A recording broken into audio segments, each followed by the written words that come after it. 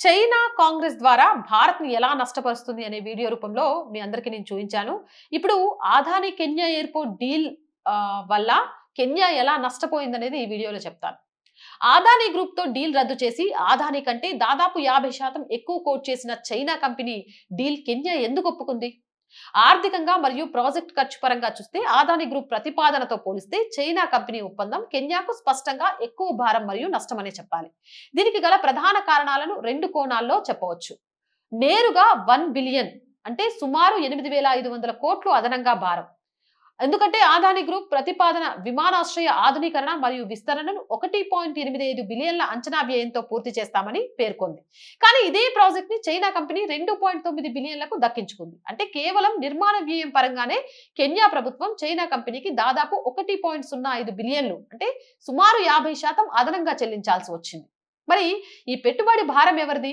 ఖర్చుతో పాటు ఈ రెండు కంపెనీల ఆర్థిక నమూనాలలో ఉన్న తేడా కెన్యాకు మరింత పెద్ద ఆర్థిక భారంగా మారింది. అదానీ ప్రతిపాదించిన పబ్లిక్ ప్రైవేట్ పార్ట్నర్షిప్ ఈ మోడల్లో విమానాశ్రయ అభివృద్ధికి కావాల్సిన 1.85 బిలియన్ నిధులను అదానీ గ్రూప్ స్వయంగా పెట్టుబడిగా పెడుతుంది. కెన్యా ప్రభుత్వం తన జేబు నుంచి రూపాయి కూడా ఖర్చు చేయాల్సిన అవసరం లేదు. దానికి ప్రతిఫలంగా 30 ఏళ్ల పాటు విమానాశ్రయ నిర్వహణ ద్వారా వచ్చే ఆదాయాన్ని అదానీ గ్రూప్ తీసుకుంటుంది. అంటే కెన్యాపై ఎలాంటి అప్పుల భారం పడదు. మరి చైనా ఒప్పందం engineering procurement construction. China company ఈ ప్రాజెక్ట్ లో ఎలాంటి పెట్టుబడి పెట్టడం లేదు. అది కేవలం ఒక కన్స్ట్రక్షన్ కాంట్రాక్టర్ మాత్రమే. 2.9 బిలియన్ల భారీ మొత్తాన్ని కెన్యా ప్రభుత్వమే స్వయంగా సమకూర్చుకోవాలి. దీనికోసం కెన్యా ప్రభుత్వం అంతర్జాతీయ మార్కెట్లలో వాణిజ్య రుణాలు తీసుకోవాల్సి వస్తుంది.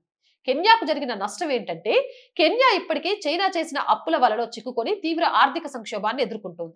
ఇటువంటి సమయంలో రూపాయి పెట్టుబడి పెట్టకుండా విమానాశ్రయాన్ని ఆధునీకరిస్తామని అదానీ డీల్ ని వదులుకొని చైనా కంపెనీ కోసం మళ్లీ 2.9 బిలియన్ల అదనపు అప్పుల భారాన్ని దేశ ప్రజలపై వేయడం కెన్యా ఆర్థిక వ్యవస్థకు పెద్ద నష్టమే.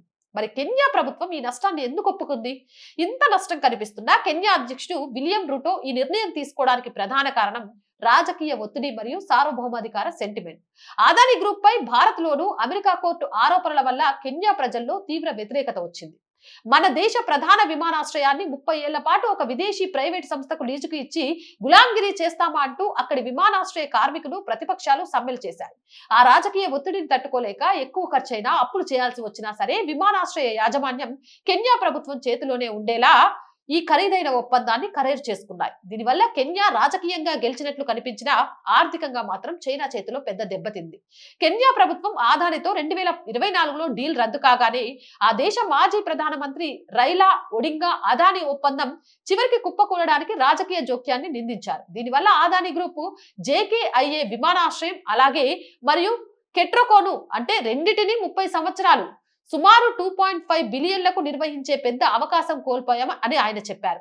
మేము అభివృద్ధి కోసం అదానీని తీసుకువస్తే వారు రాజకీయాలను తీసుకువచ్చి కాంట్రాక్ట్ ను రద్దు చేశారు. అదానీ నమ్మకమైన భాగస్వామి. ఆ గ్రూపు పనితనం ఈస్ట్ ఆఫ్రికాలోని ప్రాజెక్టులతో పోలిస్తే చాలా మెరుగు. అదానీకి మద్దతు తెలపడం మీద నేనేమీ విచారపడటం లేదు అని ఆయన అన్నారు. 50% ఎక్కువ ఖర్చు మరియు ఎక్కువ అప్పుతో ఇదే తరహా డీల్ భారత్ లో మోడీ ప్రభుత్వం చేసుంటే ఒక్కసారి ఆలోచించండి ఇక్కడ ప్రతిపక్షాలు ఎలా మొత్తుకునేవి అనేది. ఏదేమైనా కెన్యా రాజకీయంగా గెలిచిన ఆర్థికంగా అదానీ గ్రూప్ ను వదిలేసి ఓడిపోయింది. ఆ దేశ ప్రజల మీద ఘోరమైన భారం మోపింది. చైనా కుట్ర ఇలానే ఉంటది. పైకి చాలా బాగా కనిపిస్తూ లోపల మేడిపండు సామెతలాగా దేశాలనే మింగేయాలని చూస్తుంది. ఏదేమైనా చైనాతో భారతదేశమే కాదు ప్రపంచ దేశాలన్నీ జాగ్రత్తగా ఉండాలి. అవునంటారా కాదంటారా?